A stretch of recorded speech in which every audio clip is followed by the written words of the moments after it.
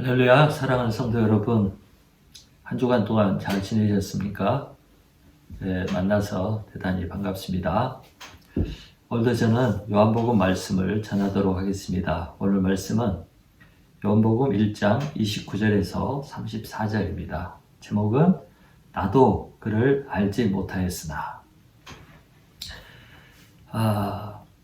여러분, 우리 인간의 삶이란 이렇게 관계라고 말할 수 있는 것 같습니다. 태어나서부터 죽을 때까지 혼자 살 수 없고 사람들과의 관계 속에서 이렇게 살아가기 때문입니다. 그래서 아리스토텔레스는 우리 인간을 사회적 동물이라고 이렇게 했습니다.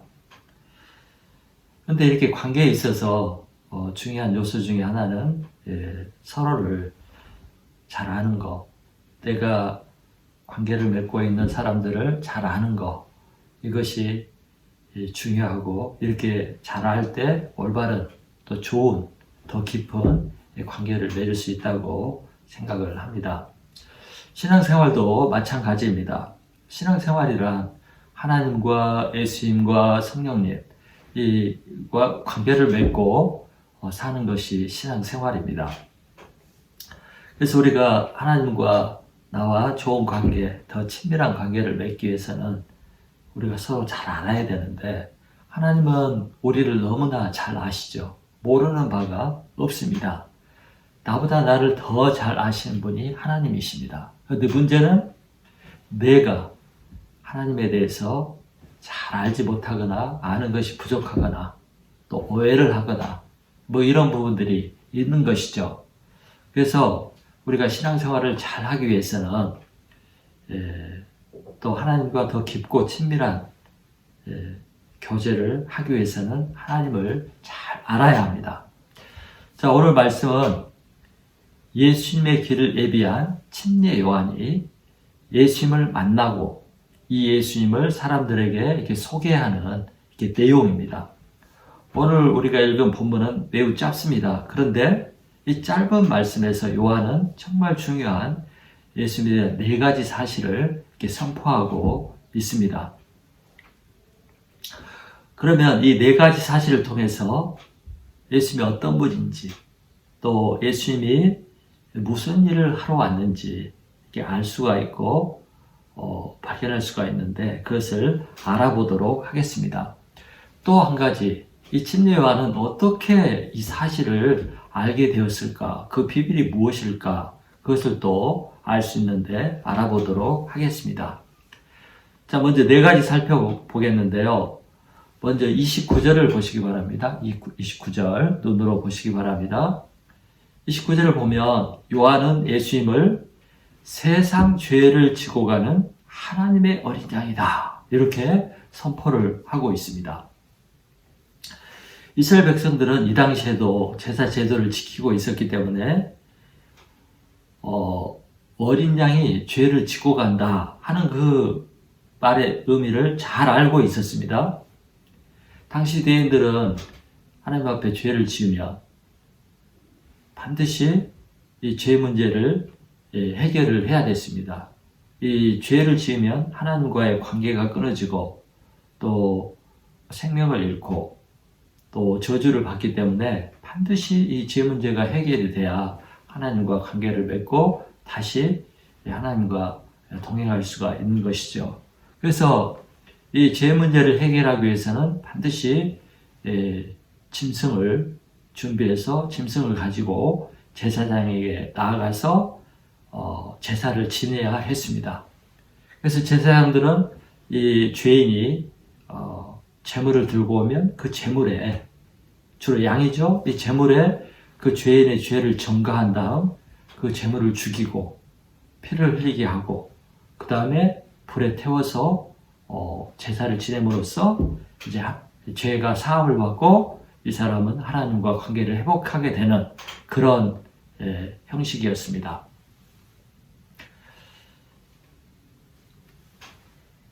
그러므로 이 어린 양이, 이 양이 바로 그 죄인의 죄를 짊어지고 대신 죽는 것, 이것이 바로 제사 제도의 핵심 내용입니다.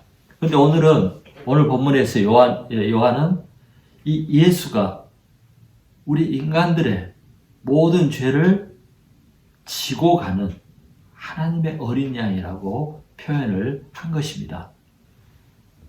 결국 이 예수, 우리가 아는 이 예수가 세상 모든 사람들의 죄를 대신 짊어지고 하나님께 제물로 바쳐지고 결국에 피를 흘리고 죽고 불살라지는 그런 저주와 형벌을 받은 것입니다. 그러므로 예수 때문에 우리 인간들의 모든 죄가 사해지고 우리 인간이 죄를 용서받고 하나님과 올바른 관계에 들어가고 그러므로 구원을 얻게 되고 영생을 얻게 된 것입니다. 그런데 오늘 이 본문에서 침례 요한은 이 어린 양을 하나님의 어린 양이라고 이렇게 표현을 했습니다. 아까도 얘기했지만 원래를 제사를 드리려고 할 때 이 제물은 죄인이 준비를 합니다. 그래서 자신의 어린 양이죠. 그런데 하나님은 오늘 인간들의 죄를 사하기 위해서 우리 인간들을 대신해서 제물을 준비했습니다. 그 제물이 바로 자기 아들입니다. 아들 예수가 하나님의 준비한 하나님의 어린 양 제물이 된 것입니다. 그래서 죄가 하나도 없으신 신이신 이 예수님이 우리의 죄를 대신해서 죽으셨는데 이 제물은 짐승과 달리 완전한 제물이고 또 모든 인간들의 죄를 짊어지고 사하기에 충분한 그런 제물이 된 것입니다. 그러면 여러분 짐승을 제물로 바쳐서 드리는 이 제사는 한 번밖에 효력이 없지만 하나님의 아들, 하나님의 어린 양 대신 예수님의 제사의 효력은 영원합니다. 과거와 현재와 미래, 또 내가 과거에 짓고 현재 짓고 앞으로도 지을 수밖에 없는 이 모든 죄를 사하고 용서하기에 충분하고 완전한 제물이 되는 것입니다. 그 다음에 두 번째 30절을 보십시오. 30절을 보면 요한은 이렇게 또 예수님에 대해서 선포를 합니다. 요한은 자기 뒤에 오는 예수가 자기보다 먼저 있었다고 선포를 합니다. 자기 뒤에 오시는 예수가 먼저 있었다. 이 얘기는 이런 얘기입니다. 요한은 예수님보다 성경에 보면 6개월 먼저 태어났습니다. 6개월 후에 예수님이 태어났습니다. 그러므로 이 세상에 요한이 먼저 온 것이고 세상 말로 하면 요한이 형입니다. 그런데 이 침례 요한은 예수님이 자기보다 먼저 있었다고 먼저 계신 분이라고 이렇게 선포를 하고 있습니다. 여러분 인간 세계에서는 절대 늦게 태어난 사람이 먼저 태어난 사람보다 먼저 있을 수가 없죠. 아들이 아버지보다 먼저 존재할 수가 없습니다. 또 동생이 형보다 먼저 존재할 수가 없습니다. 인간 세상에서는 이 말이 안 되는 이 사실입니다. 그런데 이렇게 요한보다 늦게 태어난 예수가 먼저 있었다고 이렇게 말하는 것은 예수가 바로 이전부터 계셨던 신, 하나님이시라는 것을 말하고 있는 것입니다. 또 이 예수는 어느 날 존재했다가 없어지는 그런 인간과 같은 이런 존재가 아니라 영원 전부터 영원히 계시는 그런 영원한 존재라는 것을 말해주고 있습니다. 그래서 이 예수는 영원하신 존재요, 또 영원전부터 계신 창조주요, 또 하나님이시라는 것을 선포하고 있는 것입니다.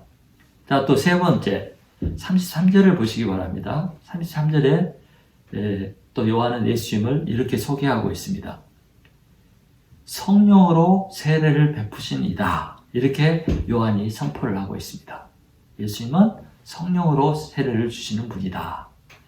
자, 우리가 이제 이 사도 요한이 있고 제자 요한, 그 그 다음에 이 침례 요한, 또 세례 요한이라고 부르는 요한이 있죠. 우리가 이렇게 침례 요한, 세례 요한 이렇게 부르는 이유는 이 요한이 사람들에게, 회개한 사람들에게 물로 이렇게 침례를 주었기 때문에 붙여진 이름입니다. 그래서 이 침례나 세례나 이런 건 다 물로 하는 것이죠. 그래서 이 물로 하는 이 침례식, 세례식은 다 형식이고 예식입니다.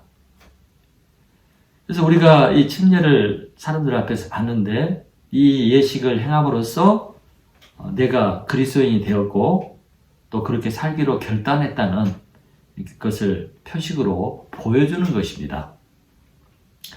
그러므로 이 물로 행하는 이 예식, 침례식은 사람을 뭐 변화시키거나 그 순간에 막 변화되거나 또 그 순간에 침례받을 때 막 죄가 씻어지거나 또 침례받으니까 구원을 받거나 그런 것은 아닙니다. 그건 예식이기 때문에.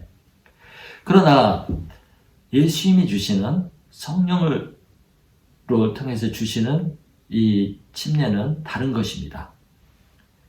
여러분, 성령 하나님이시죠. 하나님이십니다. 그래서 이 말은 성령으로 침례를 주신다 하는 이 말은 하나님의 영으로 우리 인간들에게 침례를 주신다는 것이고 또 성령으로 침례를 주실 수 있는 분은 오직 하나님이십니다. 인간은 이렇게 할 수가 없는 것입니다. 하나님만이 하시는 일이고 하나님만이 주실 수 있는 것입니다. 그래서 성령으로 침례를 주시는 분, 이 예수님은 하나님이십니다.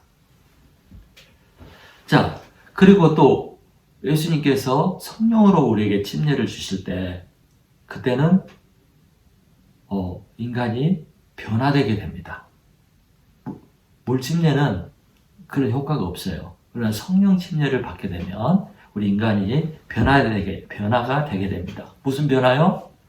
성령으로 침례를 주게 되면 예수님을 우리의 구주로 믿게 되고 또 그 결과 죄사함을 받게 되고 죄쓰임을 받게 되고 결국 구원을 얻게 되는 것입니다. 뿐만 아니라 예수님을 통해서 성령으로 침례를 받으면 우리에게 새 생명, 영원한 생명이 주어집니다. 그 결과 성령으로 침례를 받고 구원을 받고 예수님을 영접하고 새 생명이 주어지면 삶의 변화가 일어납니다. 삶의 목적과 소망과 가치관 또 삶의 방향이 바뀌어져요. 옛날처럼 세상 것을 소망하고 세상 것에 집착하고 어디를 갈지 몰라 방황하고 인생의 목적을 알지 못하던 이런 사람들이 분명한 소망과 목적과 방향이 생기는 거예요. 가치관도 바뀝니다. 무엇이 정말 소중하고 무엇이 진짜 가치 있는 것인지 이런 가치관도 바뀌게 돼요. 결국에는 하나님의 자녀가 되는 것입니다.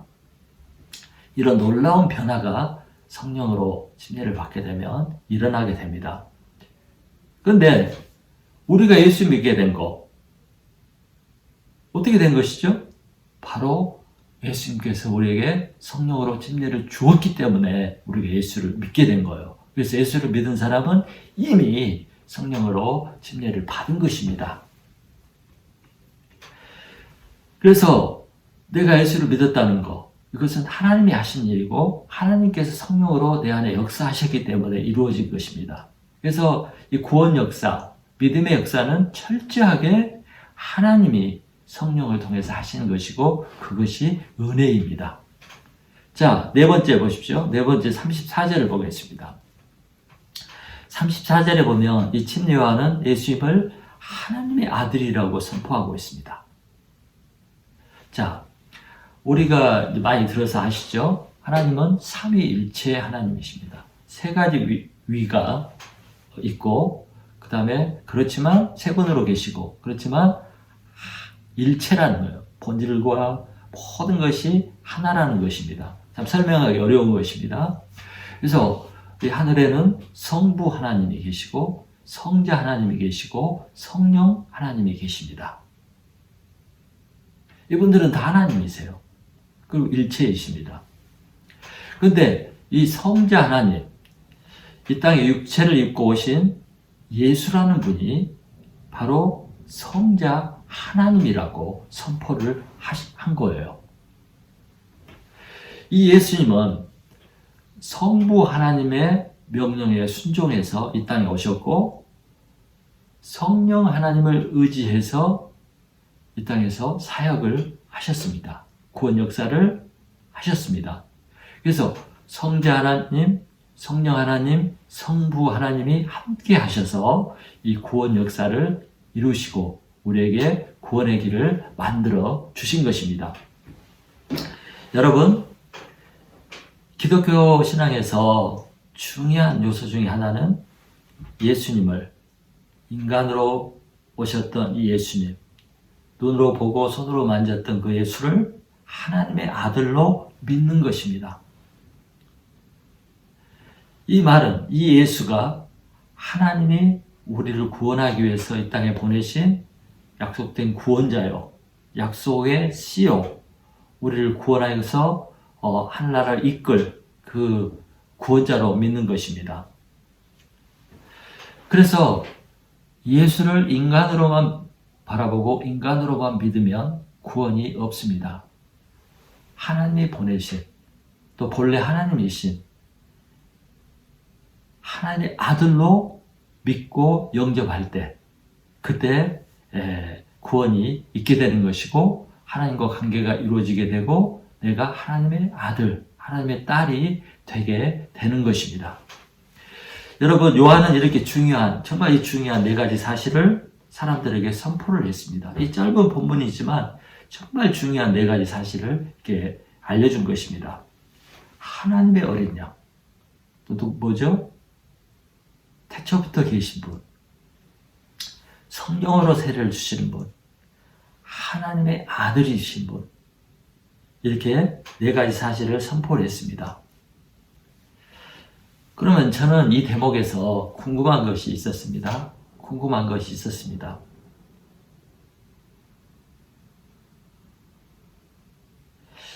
어떻게 이 침례 요한이 이렇게 놀라운 네 가지 사실, 이 정말 알 수가 없는 이 놀라운 네 가지 사실을 어떻게 알았을까?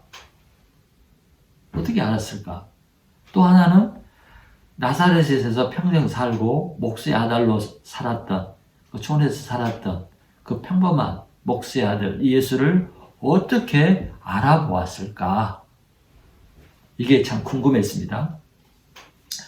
저는 이 침례 요한이 워낙 능력이 있고 성령 충만하고 하나님께 택하심을 받고 그래서 신령한 능력이 있어서 그냥 사람을 보면 투시를 해가지고 딱 알아보고 속까지 들여다보고 막 사람들이 보지 못하는 것을 보고 막 그래서 예수님을 이렇게 알아봤다고 처음에 생각을 했었습니다.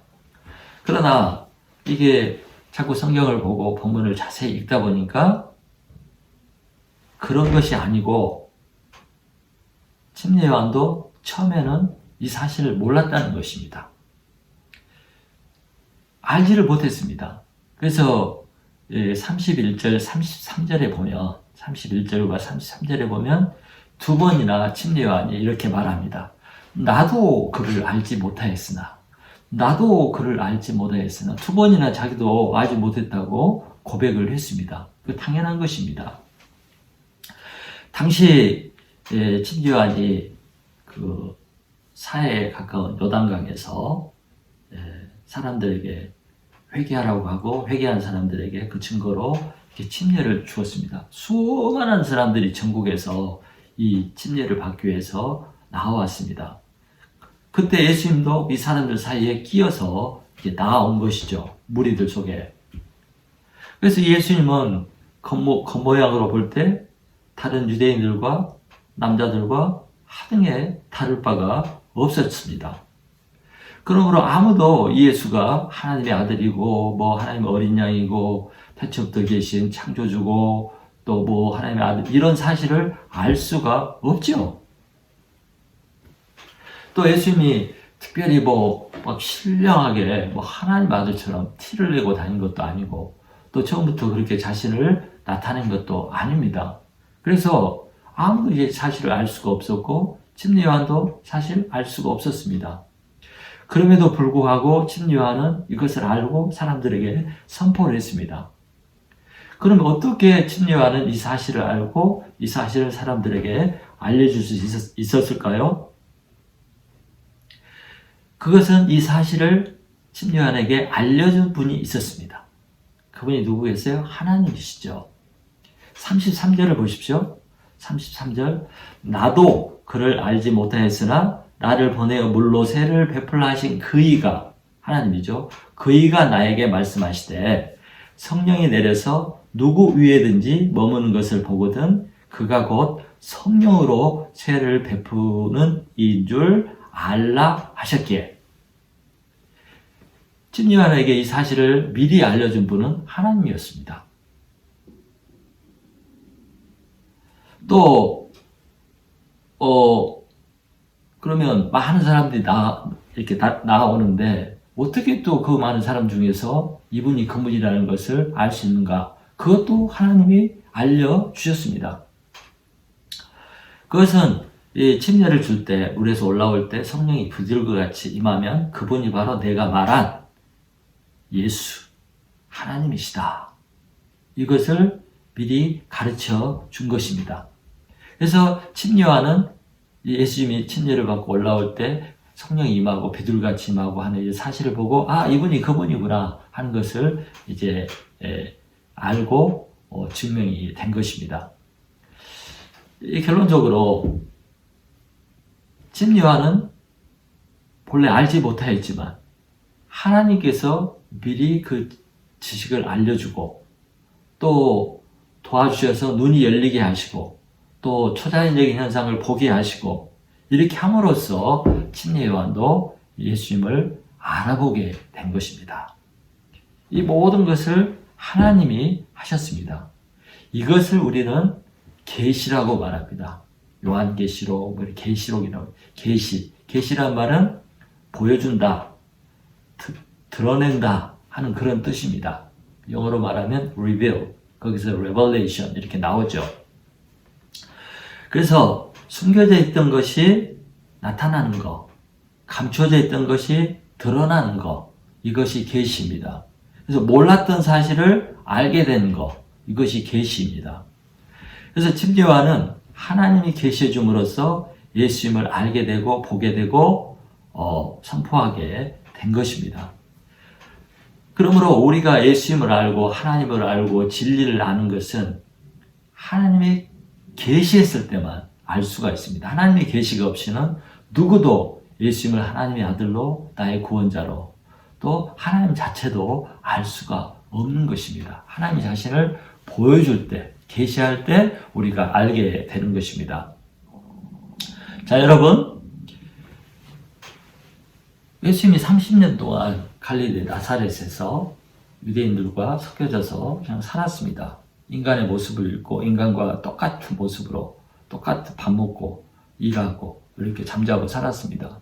이런 예수를 누가 하나님의 아들이고 창조주고 또 하나님이고 인간을 구원하기 위해서 이 땅에 오신 신이라고 이렇게 생각할 수가 있었겠습니까? 또 그렇게 주장을 한다고 해서 누가 그러냐? 환영합니다. 믿습니다. 그렇게 할 사람이 어디 있겠어요? 미쳤다고 그러지. 받아들일 수가 없습니다. 지금도 수많은 사람들이 이런 얘기를 하면 믿지 않죠. 받아들이지 않습니다. 구약 성경만을 믿는 유대인들, 예수님이 유대인 출신이지만 그 땅에 왔지만 지금도 구약 성경만 믿는 이 유대인들은 예수님을 하나님의 아들로 구원자로 믿지를 않습니다. 모슬렘들도 구약 성경을 믿고 이 예수를 큰 선지자로 인정을 하지만 절대 하나님의 아들이니 신이니 창조주니 이런 분으로 인정하지를 않습니다. 이렇게 불신하고 믿지 않고 받아들이지 않는 것은 어쩌면 당연한 일일 수도 있어요. 그거 어떻게 쉽게 받아들이겠어요? 우리 인간들이 다 그렇죠. 이렇게 생각해 볼 때 요한이 소개한 이 네 가지로 소개한 이 예수님을 그분이라고 요한의 말대로 그대로 믿고 받아들인다는 것은 오직 하나님이 나에게 계시를 해줄 때만 가능한 것입니다. 하나님이 계시 주지 않으면 저도 여러분도 절대 예수님을 믿을 수가 없었어요. 하나님이 계시 주셨기 때문에 우리가 예수님을 믿게 되고 알게 되고 받아들이게 되고 구원을 얻게 된 것입니다. 이게 바로 하나님의 은혜요, 하나님이 내게 주신 축복인 것입니다. 그래서 하나님의 계시가 없으면 박사학위를 100개를 받고 아무리 똑똑하고 아무리 지혜롭고 이래도 이걸 믿지 않습니다. 그러나 아무것도 알지 못해도 하나님이 계시해 주면 보게 되고 알게 되고 받아들이게 되는 것입니다. 자, 여러분, 예수님이 이제 가이사랴 빌립보 십자가를 지시기 전에 제자들을 데리고 저 북쪽 가이사랴 빌립보까지 가셨습니다. 이스라엘 끝이죠. 거기에서 예수님이 제자들에게 질문을 두 가지를 했는데 그 중에 하나가 너희는 나를 누구라고 하느냐? 이렇게 질문을 했습니다. 이때 수제자 베드로가 주는 그리스도시요 살아계신 하나님의 아들이시니다. 이렇게 고백. 주는 왕이요 구원자요 또 하나님의 아들입니다. 이렇게 고백을 했어요. 그때 예수님이 칭찬을 하시고 이렇게 말씀을 했습니다. 바요나 시모나, 베드로의 본래 이름이죠. 너가 복이 있도다. 이것을 너에게 알게 하신 이는 혈육이 아니요 하늘에 계신 너의 아버지시니라. 그러니까 베드로가 이렇게 예수님을 믿고 알고 고백할 수 있게 된 것은 사람이 도와줘서 된 것이 아니고 하나님이 하신 일이라는 거예요. 실제로 대부분 유대인들이 예수님을 하나님의 아들로 믿지 않았죠. 그러나 제 아들은 금방 예수님을 하나님의 아들로 믿고 따랐습니다. 또 십자가 형 집행을 했던 백부장도 한순간에 예수님을 하나님의 아들로 믿고 받아들였습니다. 저도 제가 예수님을 믿게 된 거, 예수님을 영접하게 된 거, 그래서 구원을 얻게 되고 신앙생활을 하게 된 거, 이것도 제가 노력을 해서 된 것이 아니고 제가 막 공부를 하고 해서 된 것이 아닙니다. 하나님이 이것을 믿을 수 있도록 받아들일 수 있도록 제 마음과 제 영안을 열어주셔서 볼 수 있고 믿을 수 있게 만들어 주셨기 때문에 가능한 일이었습니다. 그래서 믿음은 하나님의 선물이라고 합니다. 하나님이 믿을 수 있도록 주신 거예요. 만들어 주신 거예요. 그래서 선물입니다. 그럼 우리가 예수를 믿고 구원받게 되고 신앙생활을 하게 된 거, 이건 정말 하나님이 나를 사랑해서 주신 하나님의 선물이고 하나님의 은혜입니다. 하나님이 하시지 않고는 이런 일이 일어날 수가 없어요. 그래서 예수를 믿게 된 것은 하나님이 하신 일, 그거 기적입니다. 기적입니다. 기적. 예수를 믿은 것은 기적이에요. 제 집사람이 한 젊은 한국 여자에게 전도를 했습니다. 이 젊은 여자, 한 20대 중반 여자는 그 한국에 원어민 교사로 온 캐네디안 남자하고 연애를 하고 결혼을 해서 캐나다에 왔습니다. 그 이탈리안 출신 캐네디안인데, 그래서 남편을 따라왔는데 아무도 아는 사람이 없었어요. 그래서 정말 외롭게 지내고 있었는데, 이 부부가 저와 제 집사람을 만나게 되었습니다. 그래서 제 집사람이 이 여인을 데리고 어디 몬트리올이 다 보이는 몽르얄이라고 그 산에 데리고 가서 산책을 하면서 앉아서 복음을 이렇게 전했습니다. 근데 놀랍게도 이 여인이 이 복음을 듣고 이 복음을 믿겠다고 결심을 하고 영접 기도를 했습니다. 예수님을 받아들인 거예요. 정말 순수하게 그대로 받아들였습니다. 이건 기적입니다. 그러면 우리는 이런 생각을 하죠. 에이, 그 여자가 영접기도 하고 받아들이고 한 것이 진짜인지, 또 그렇게 했다고 해서 구원을 받은 것인지 어떻게 압니까? 이런 생각이 들 수가 있습니다. 이게 진짜인지 뭐 그냥 해프닝인지 뭐 알 수가 없죠. 그런 생각이 들 수가 있습니다. 근데 그 여자가 집에 돌아간 그날 밤, 그 여자가 갑자기 침대에서 방언을 하게 되었어요. 방언을 받은 거예요. 놀라운 일 아닙니까? 방언은 하나님 주신 언어인데, 그러니까 하나님께서 그녀에게 그날 낮에 했던 그 영접기도, 예수님을 구원자로 받아들이고 하나님의 아들로 영접한 이 사실을, 구원받았다는 사실을 표식으로 방언을 준 거예요. 놀라운 기적 아닙니까? 그래서 이 여인이 예수를 믿은 것은 철저히 하나님의 은혜고 하나님이 하신 일이고 성령께서 하신 일이었습니다. 여러분, 예수님을 영접하고 믿고 아는 것은 정말 하나님의 일방적인 은혜요, 축복입니다. 선물입니다. 제가 자꾸 반복하지만, 그러면 여러분, 나에게 이 진리를 알게 하시고 믿게 하시고 또 예수님을 영접하도록 해주신 그 하나님께 정말 감사해야 됩니다. 이런 기적, 이런 축복은 아무에게나 주어진 것도 아니고요, 또 아무나 받는 것도 아닙니다. 타지는 못하지만 하나님 나를 사랑했고 나를 찾아오시고 나를 축복해서 이루어진 것이기 때문에 정말 예수 믿게 된 거 하나님께 감사하시기 바랍니다. 그러나 여러분, 이제 우리가 알아야 될 것은, 우리가 어느 시점에 예수님을 알고 믿었어요. 근데 이것으로 끝난 것이 아닙니다. 왜냐하면 우리가 예수님 또 하나님을 한순간에 다 알고 끝나는 것이 아니죠. 모든 걸 다 알 수 있고 모든 걸 다 확실하게 아는 것이 아닙니다. 우리가 사람을 만나면 처음 만났을 때 뭐 다 압니까?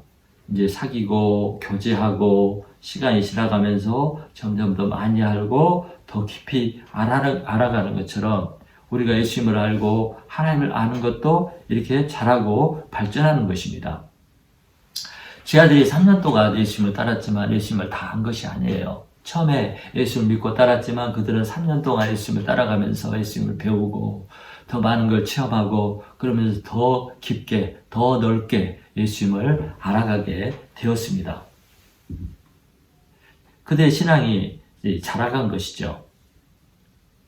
그래서 우리가 이제 예수님을 믿고 하나님을 알고 신앙생활을 이제 시작했지만 이 하나님을 더 알고 예수님을 더 알아가는, 배워가는 길에는 끝이 없습니다. 끝이 없어요. 선이 없어요. 이렇게 꼬린 지점이 없어요. 그래서 우리는 우리의 신앙생활이라는 것은 평생 천국 갈 때까지 하나님을, 예수님을 알아가고 더 깊이 알아가고 더 발견하고, 이것이 신앙생활입니다.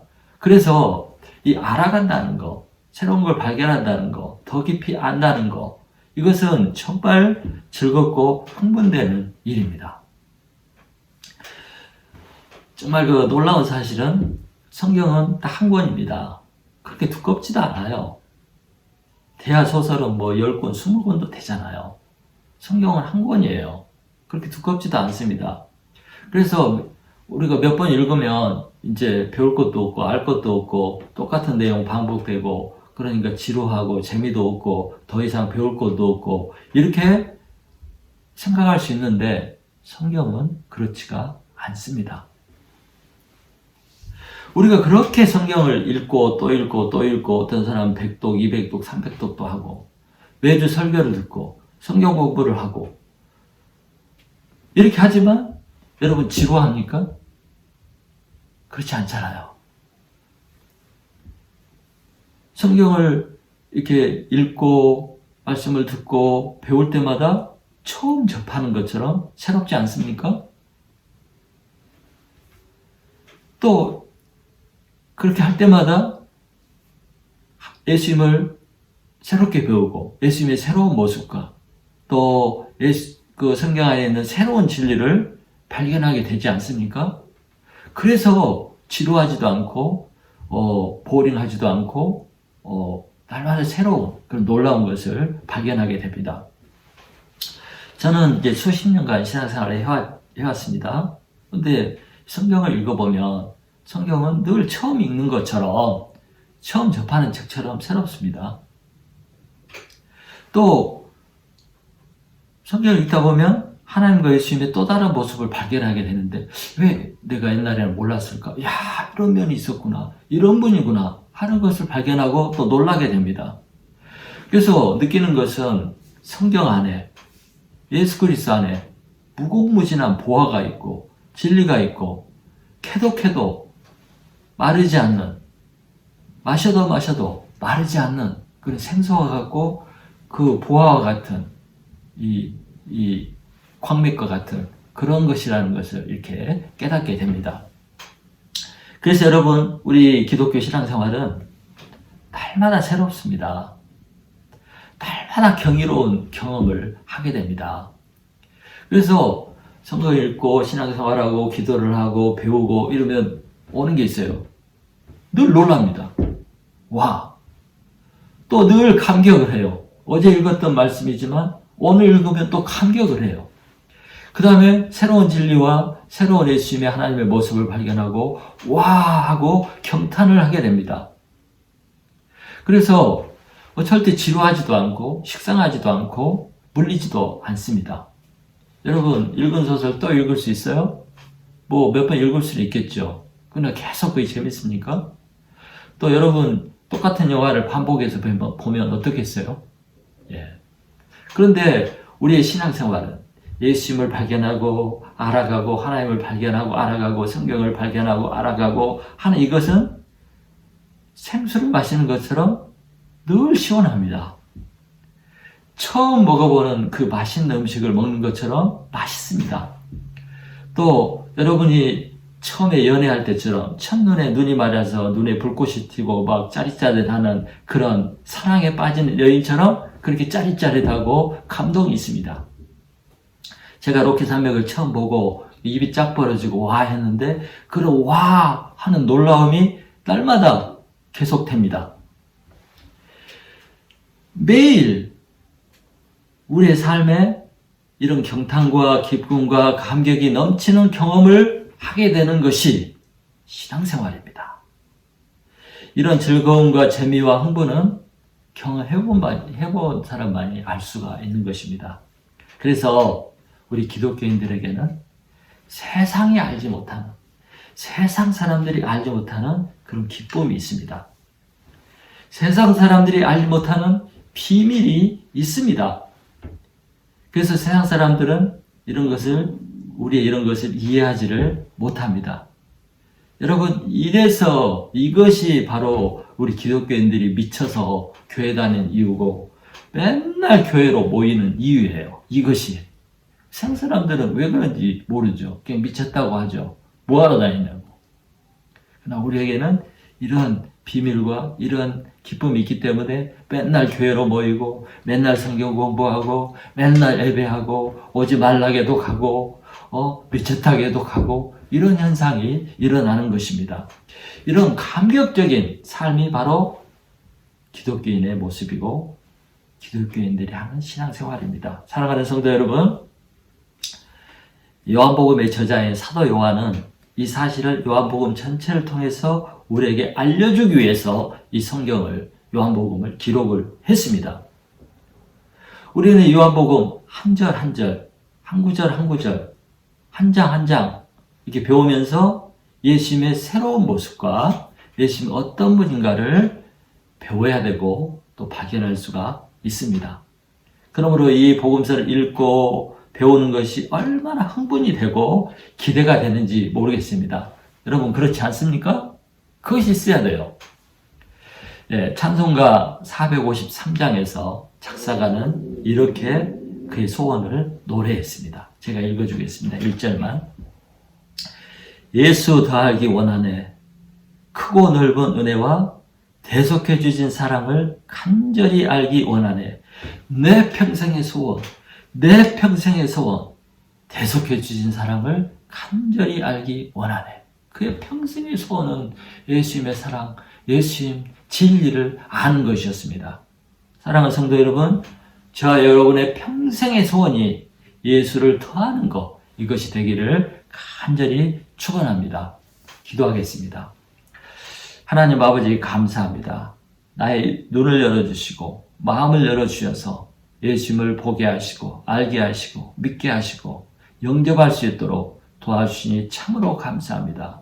내게 영생을 주시고 하나님의 자녀가 되게 하시고 천국 소망 가운데 살아갈 수 있도록 은혜 주신 것을 감사합니다. 이 모든 것은 하나님이 나에게 주신 선물이요 은혜인 것을 고백합니다.